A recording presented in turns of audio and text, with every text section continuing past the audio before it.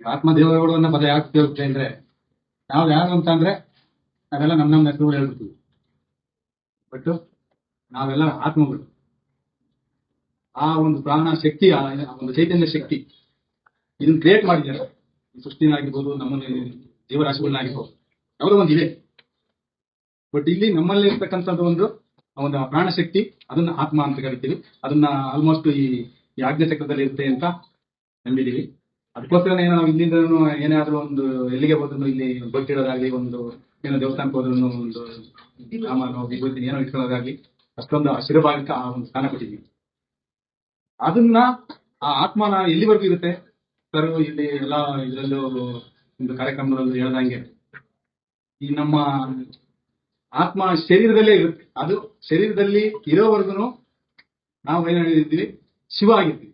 ಅದು ಹೋದ್ರೆ ಶಿವ ನೋಡಿ ಎಷ್ಟು. ಅದಕ್ಕೋಸ್ಕರ ನಾವೇ ಎಲ್ಲ ದೇವರು, ಶಿವನೇ ನಾವೇ ಶಿವ. ಬಟ್ ನಾವೇ ಶಿವ ಅನ್ನೋದಕ್ಕಿಂತ ಅದಕ್ಕಿಂತ ಒಂದು ನಮ್ಮ ನಿರ್ಮಾಣ ಮಾಡಿರ್ತಕ್ಕಂಥ ಒಂದು ಕ್ರಿಯೇಟರ್ ಯಾವುದೋ ಒಂದು ಶಕ್ತಿ ಇದೆ ಗೋಚರ. ಅದು ಇನ್ನು ದೇವರಲ್ಲಿ ಅಂತ ಮೊನ್ನೆ ಮೇಡಮ್ ಹೇಳುದು ಹಾಗೆ ಒಂದು ಗೋಚರ ಒಂದು ಶಕ್ತಿ ಇದೆ. ಅದಕ್ಕೆ ಇರಲಿ ನಮ್ಮ ಒಂದು ಕೃತಜ್ಞತೆ ಇರಲಿ. ಅದ್ರ ಬಗ್ಗೆ ಜಾಸ್ತಿ ನಾವು ಚರ್ಚೆ ಮಾಡಬೇಕು. ಈಗ ಆ ಒಂದು ಶಕ್ತಿಯ ನಾವು ಶಿವ ಆಗಿರೋ ಏನ್ ಬೇಕು, ನಮ್ಮ ಶರೀರ ಚೆನ್ನಾಗಿ ಆರೋಗ್ಯ ಇರ್ಬೇಕಲ್ಲ. ಅದಕ್ಕೆ ಬೇರೆ ಎಲ್ಲ ಏನು ಅಲೋಪತಿ ಇದೆ, ಇನ್ನು ಹೋಮಿಯೋಪತಿ ಇದೆ, ಮತ್ತೆ ಇನ್ನು ಬೇರೆ ಬೇರೆ ಯಾವ ಆಯುಷ್ ಅಂತ ಹೇಳ್ಬಿಟ್ಟು ಅದರಲ್ಲೂ 5 ಅಕ್ಷರಗಳಲ್ಲೂ ಒಂದೊಂದು ಮಾರ್ಗಗಳಿದೆ. ಆಮೇಲೆ ನಮ್ಮ ಜೀವನ ಶೈಲಿ ಇದೆ. ಇರಬೇಕು ನಾವು ಶಿವ ಆಗಿರ್ಬೇಕು ಅಂತ ಅಂದ್ರೆ ಈ ಶರೀರ ಒಂದು ರಥ ವಾಸವಾಗಿರ್ಬೇಕು ಅಂದ್ರೆ ಅದು ಆರೋಗ್ಯವಾಗಿ ನಾವು ಇಟ್ಕೊಂಡಿರ್ಬೇಕು.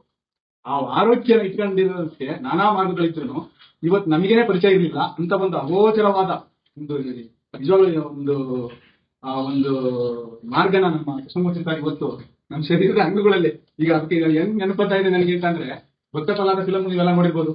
ಅದರಲ್ಲಿ ಪುನೀತ್ ರಾಜ್ಕುಮಾರ್ ಭಕ್ತ ಪ್ರಹ್ಲಾದ ಪಾತ್ರದಲ್ಲಿ ಅವ್ನು ಶಿವ ಎಲ್ಲವನೇ ನಿಮ್ದು ನಿಮ್ಮ ಹರಿ ಎಲ್ಲವನೇ ಅಂತ ಹೇಳಿ ರಾಕ್ಷಸ ಪಾತ್ರ ರಾಜ್ಕುಮಾರ್ ಅವ್ರು ಕೇಳ್ತಾ ಇರ್ಬೇಕಾರ ಎಲ್ಲೆಲ್ಲೂ ಇದ್ದಾನೆ, ಹಾಗಾದ್ರೆ ಇಲ್ಲೂ ಇರುವನು, ಈ ಕಂಬದಲ್ಲಿ ಇರುವನು, ಇಲ್ಲಿ ಇರುವನು ಅಂತ ಅಂದಾಗ ಅಲ್ಲೂ ಇರುವನು ಅಂದಂಗೆ ಇಲ್ಲಿ ನಮ್ಮ ದೇಹದಲ್ಲಿ ಇರ್ತಕ್ಕಂಥ ಅಂಗಾಂಗಗಳೆಲ್ಲ ಕಿವಿಯಲ್ಲಿರುವನು ಅಂದ್ರೆ ಅಲ್ಲೂ ಇರುವನು, ಮೂಗಲ್ಲಿ ಕಣ್ಣಲ್ಲಿ ಹಲಿಗೆಯಲ್ಲಿ 5 ಬೆರಳುಗಳಲ್ಲಿ ಅಲ್ಲಿ 2 ಪಾದಗಳಲ್ಲಿ ಅಲ್ಲಿ ಪ್ರತಿಯೊಂದು ನಮ್ಮ ದೇಹದ ಅಂಗಾಂಗಗಳಲ್ಲೂ ನಮ್ಮ ಶರೀರದ ಒಂದು ಗರಡಿ ಅಂತ ಇದೆ ಅಂತ ಹೇಳಿ ತೋರಿಸ್ಕೊಟ್ಟ